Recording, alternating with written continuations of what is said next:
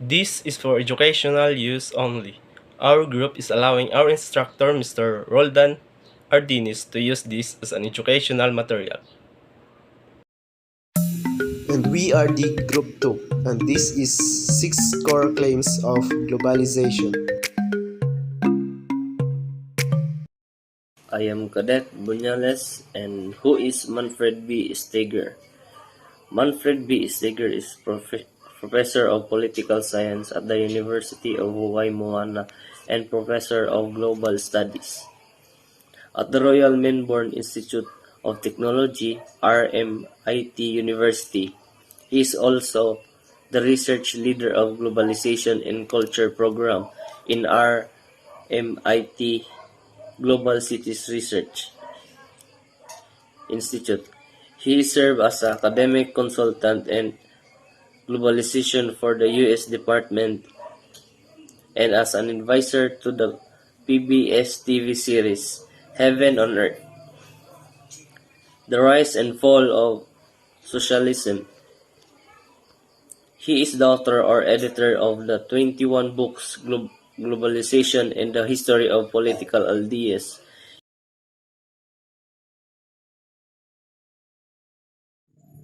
This is Varian Santillan, and I am here to discuss one of the 6 core of the globalization.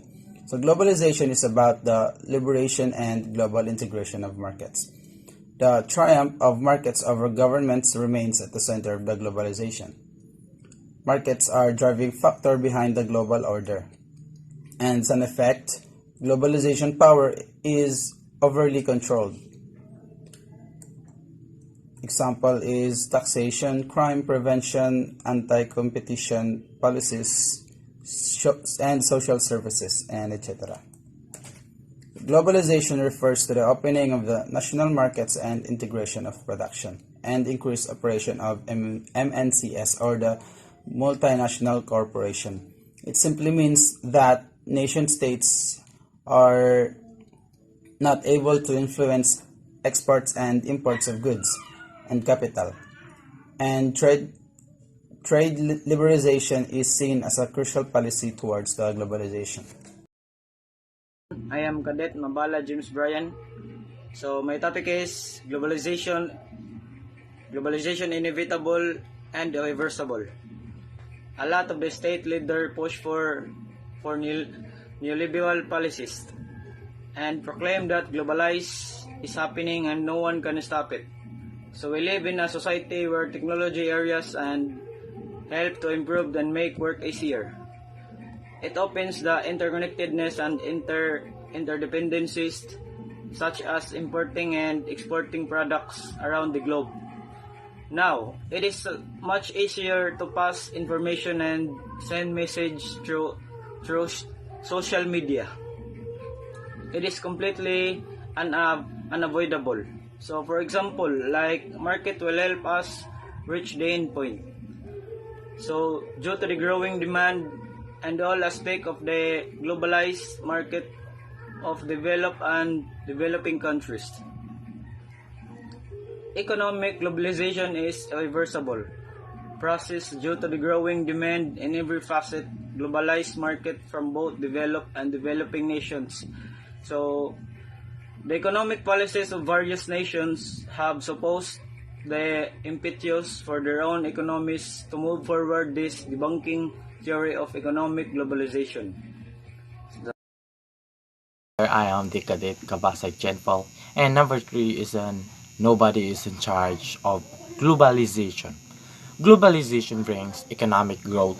Many people are lifted of poverty on the middle class has been expanded, and rapid dissemination of information, technology, innovation, growth of skill job.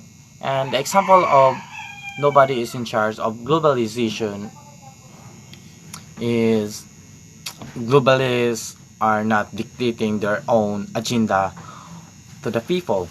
And the second example is the reason why there is nobody in charge. Most countries are possessive for their own economy. And according to the Robert Homats, The great beauty of globalization is that no one is in control. By any individual, any government, any institution, we can freely trade our products and service to other country without being restricted by other authorities and services to other countries. So without being restricted by other authority, Stager or explains that globalization does not promote a certain agenda of any specific class in a sense of globalists are not demanding their own agenda on the people. So that's all about the nobody is in charge of globalization. That's I research. This is Brian Hipe, and I'm going to discuss one of the six core of globalization. So, globalization benefits everyone. Globalization brings economic growth. Many people are lifted out of poverty. The class middle has been expanded. Rapid dissemination of information, technological innovation, growth of skills and job. So, how does globalization benefit the environment? Globalization can help spread the positive effect of environmentally friendly technologies and practices for developing countries. This can reduce pollution in developing countries though, for example, importing greener technologies or developing better environmental regulations and standards. Does globalization affect the environment? Increases emissions. The further a product travels, the more fuel is consumed, and a greater level of greenhouse gas emissions is produced. These emissions contribute to pollution, climate change, and the ocean acidification around the world and have been shown to significantly impact biodiversity. Is globalization a friend or a foe of environment? Globalization is a friend of environment. How does globalization destroy the environment? Globalization increases global consumers' demand. This sparks an increase in production to meet demand. Increased production means increased pressure on the environment and faster depletion of natural resources. That's all. I am Decadent Basha John Dape. Number 5. Globalization furthers the spread of democracy in the world. Democracy, free market, freedom, and free trade are similar according to the globalist belief. Democracy, free market, freedom, and free trade are similar according to the globalist belief. Although democracy and freedom relate to a certain form of the political system, while the free markets and free trade refers to a specific type of economic system. Globalization scholars and policymakers debate the two system interconnectedness. In terms of the political system, it focuses on the act of voting where we have the freedom to pick our leaders for our countries.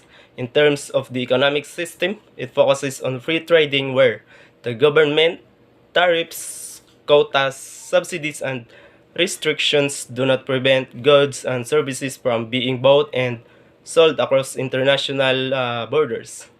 And according to Francis Fukuyama, he thinks that a certain amount of industrialization, economic development would be favorable to a establishment of complex civil societies with a prominent middle class.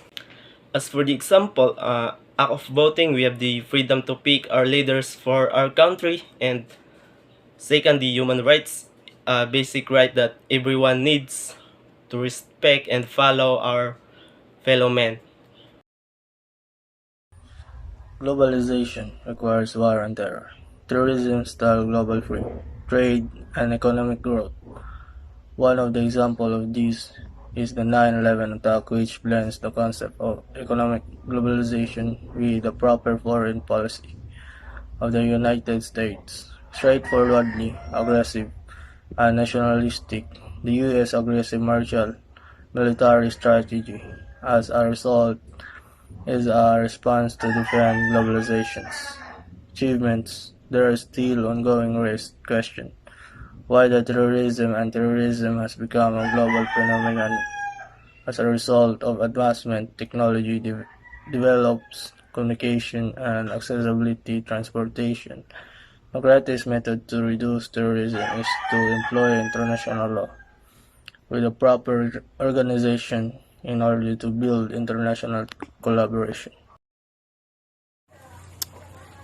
Acknowledgement of the richness and diversity of the perceptions of these organizations on globalization is vital to a better appreciation of their concerns on the said phenomenon. But grappling with the perceptions is not an easy task, as it may at times lead to trivializations or confusions. To avoid these conflicts, a more detailed discussion of each dimensions of globalizations is therefore in order. The results of the interviews were summarized and tabulated and detailed according to the 5 distinct categories that were mentioned above. The other by which this answer and responses is presented here, based from the most emphasized to the least emphasized dimensions of globalizations across different civil society groupings.